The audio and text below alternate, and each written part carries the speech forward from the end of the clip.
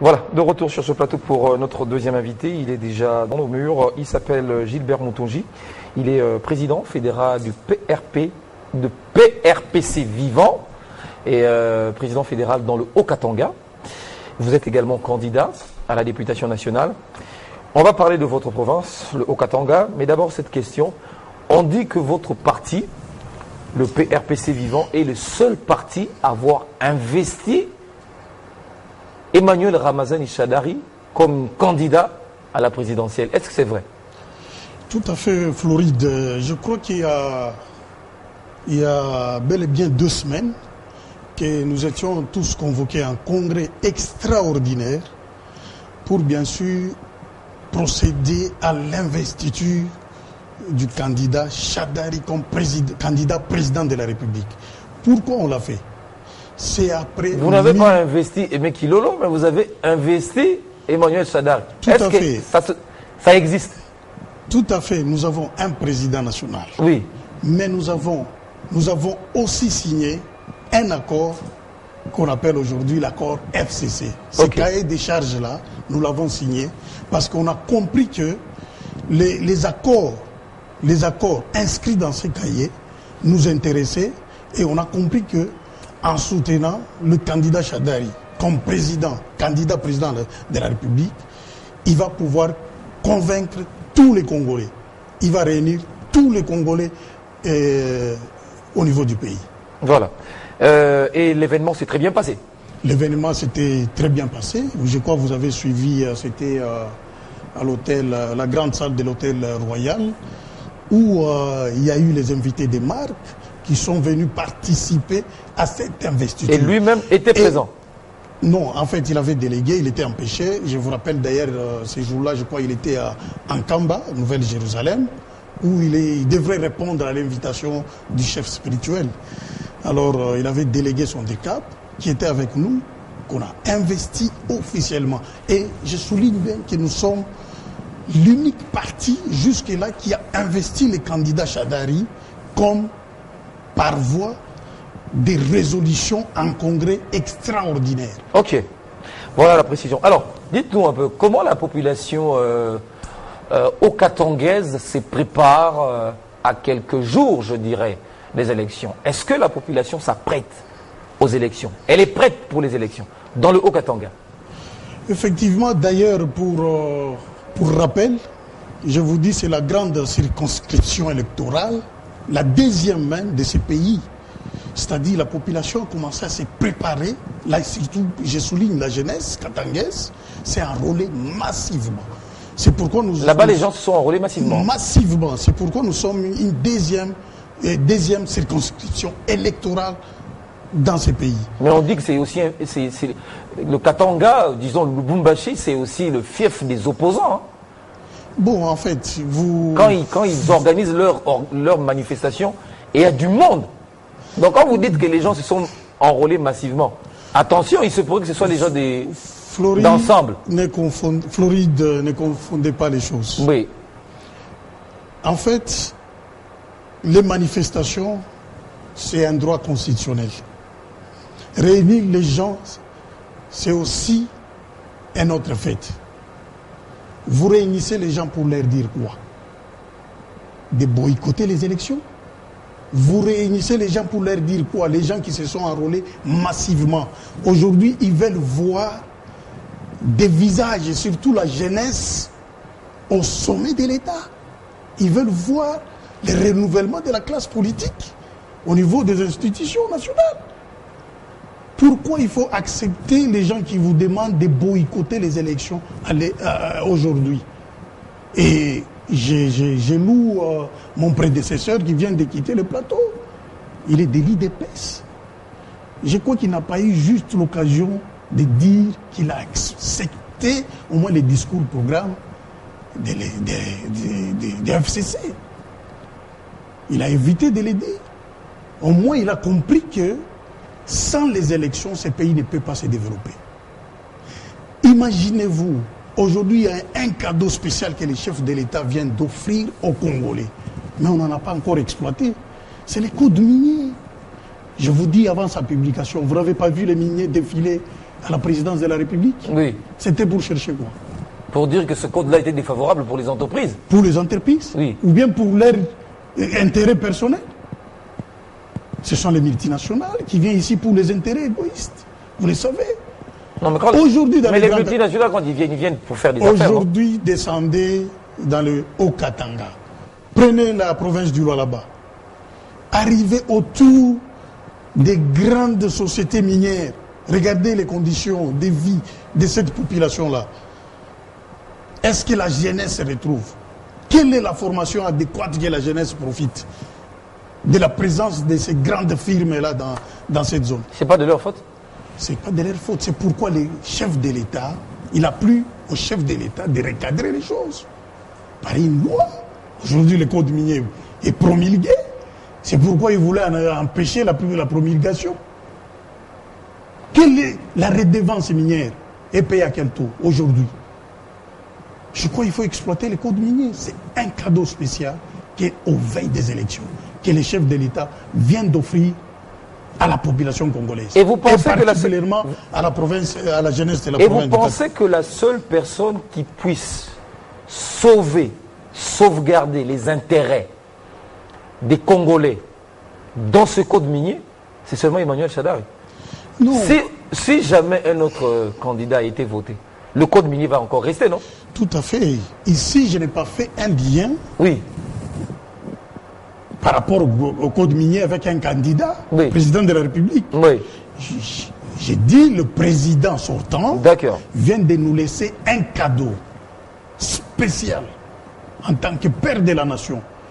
Il a promulgué ce code-là qui traînait à l'Assemblée nationale et aujourd'hui, je vous dis, il y a le décollage. Quels que soient les candidats, mais nous, par rapport au discours programme, nous sommes très sûrs que notre candidat vaincra les élections. Parce que le discours programme que notre candidat président de la République va présenter, nous attendons, c'est un discours très spécial qui rencontre les attentes au moins de la population.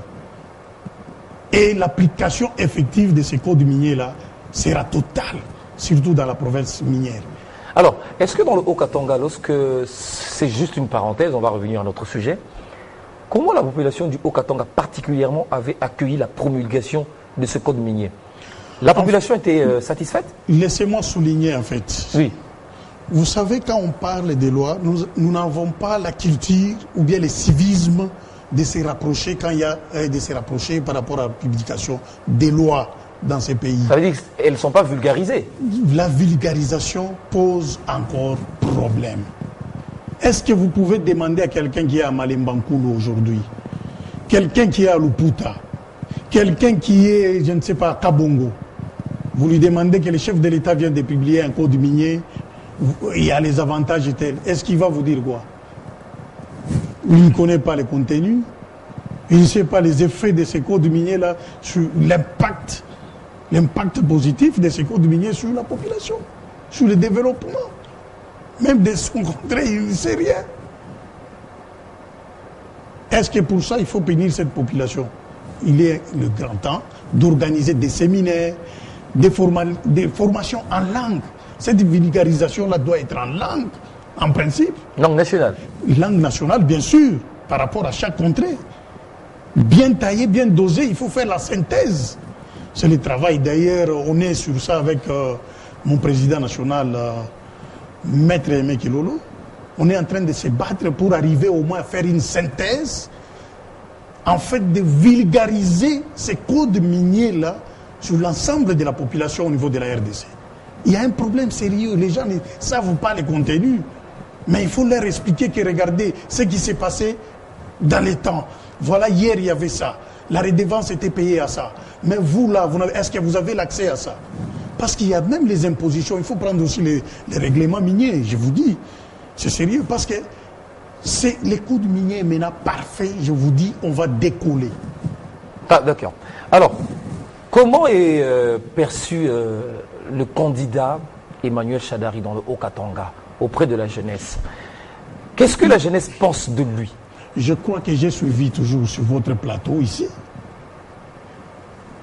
avant l'investiture du candidat Emmanuel Chadari comme dauphin du président de la République. Avant son, il a fait les tours en tant que secrétaire général du PPRD dans le Haut-Katanga. Est-ce que vous avez vu comment est-ce qu'il a drainé la masse? Vous avez donné de l'argent pour que les gens viennent. Il faut éviter. On dit qu'on donne de l'argent pour que les gens viennent. Il faut éviter. Aujourd'hui, je crois qu'il ne faut pas confondre les choses. C'est un discours qu'on a entendu il y a longtemps.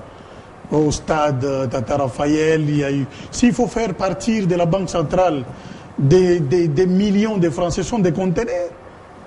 S'il y avait 200 000 personnes, au-delà même, il faut les corrompre avec quoi? Il faut donner quoi? Ce sont des tonnes d'argent qui doivent être transportés par les cargos, tout ça. Je ne sais pas si vous avez vu sur la ville les tonnes de camions qui se dirigeaient vers le stade Tata Raphaël. On revient au Katanga.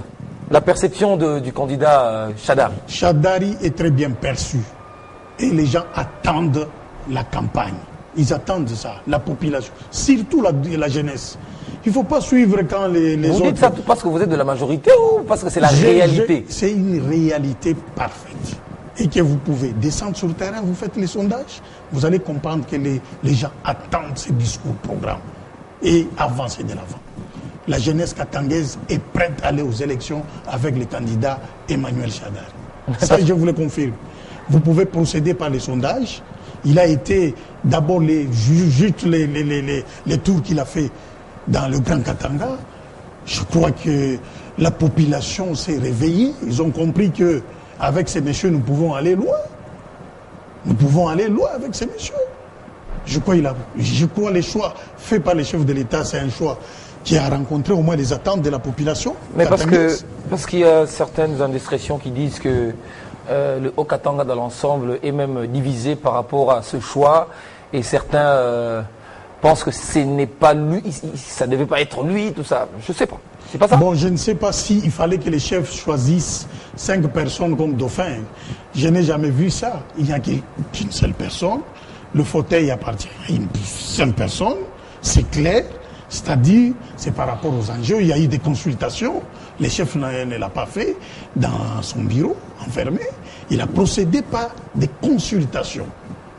Il y a vraiment beaucoup de critères qu'on ne peut pas citer sur le plateau. Il y a les problèmes des régions, il y a les problèmes tout ça. Est-ce qu'il fallait que ces gens-là, c'est seulement eux? Et il fallait que ces gens-là, que ce soit seulement eux. Parce qu'aujourd'hui, ce n'est pas lui qui est choisi, il veut rejoindre l'autre camp. La porte est ouverte. Ok. Alors, comment vous préparez-vous? Comment le PPRC se prépare aux élections? En fait, le PRPC, c'est un parti visionnaire. Nous nous préparons pour rencontrer au moins les attentes de la population. Combien de candidats alignés à la députation pour le compte du PRPC? Dans les Haut-Katanga? Oui. Dans les Haut-Katanga? Pour la députation nationale? Pour la députation nationale. Je rappelle d'abord, nous sommes dans le regroupement politique ADU. ADU. Avec son excellence, piloté par son excellence, monsieur le ministre Thomas Luaka. Nous sommes membres aussi de ce regroupement politique. Nous rappelons ici que le PRPC a au moins 10 candidats à la députation nationale. Sur la liste des 15 dont vous-même. Que je fais partie. Oui. Donc je suis candidat député national. Bientôt on va lancer, bien sûr, nous allons tirer du discours programme de notre candidat président de la République pour en faire aussi large diffusion parce que nous nous préparons pour ça. Donc le PRPC se prépare et on est à temps et on attend les élections. Mais vous vous préparez, mais de l'autre côté de l'opposition, eux, ils se préparent à faire des élections sans machine à voter. Hein. Monsieur Flory, il ne nous appartient pas. Je crois en aucune fois vous avez vu quelqu'un de la majorité ou de l'FCC passer sur les chaînes de télévision pour contester. C'est la CENI qui organise les élections. Avec sa logistique, avec ses moyens, avec sa politique, bien sûr, en respectant les dispositions de la loi, notamment la Constitution. Nous rappelons ici. C'est-à-dire la CENI est libre. Je crois mon prédécesseur ici, il a bien souligné. Il dit, ce n'est qu'une imprimante où vous tirez votre bulletin parce que vous avez le droit de placer vos témoins qui vont assister au comptage manuel. Ça signifie quoi? C'est la machine qui compte?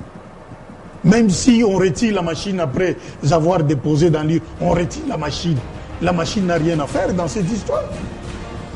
Donc d'office, le comptage est manuel. Nos amis d'en face doivent retenir que le comptage est manuel. Il y a les témoins qui seront là, ils vont compter le bulletin un à un et ils vont faire un rapport journalier chaque jour par rapport aux candidats. Donc, au moins, ils auront un résultat déjà prélevé. Voilà, nous sommes arrivés à la fin. Vous avez un dernier message à passer aux militants, partisans du PRPC Vivant qui vous suivent en ce moment? Ici, nous recadrons notre message. Nous disons ceci. Nous appelons toute la population katangaise à se mobiliser massivement. La campagne va bientôt commencer. Bien sûr, nous sommes dans la phase de pré-campagne, mais la campagne commence bientôt et nous nous préparons pour affronter ces élections qui préparent leurs cartes. C'est le temps maintenant de sortir les cartes d'électeurs où c'était mis, est-ce qu'il y a quelqu'un qui manque sa carte, ou de courir vite vers la CENI pour obtenir les duplicata. Enfin, de rejoindre déjà le train. Le 23 décembre, il y aura bel et bien les élections. Vous avez vu la logistique, on a critiqué, la CENI n'a pas de moyens. Est-ce qu'en 2011, on avait des avions, M. Floride? En 2011, on avait des camions qu'on a vus avant-hier avec vous, ici à Kinshasa. Merci. Donc, nous nous préparons pour les élections. Il y aura bel et bien les élections au 23 décembre. Gilbert Moutonji, merci d'être venu, candidat député à la députation nationale, président fédéral du PRPC Vivant au Katanga. Merci d'être venu sur ce plateau pour répondre aux questions de Kinshasa Direct. C'est moi qui vous remercie. Voilà, dans quelques petites minutes, il sera 19h, c'est l'heure à laquelle vous suivrez l'édition du journal avec Alain Lino. Portez-vous bien, on se retrouve très plus tard.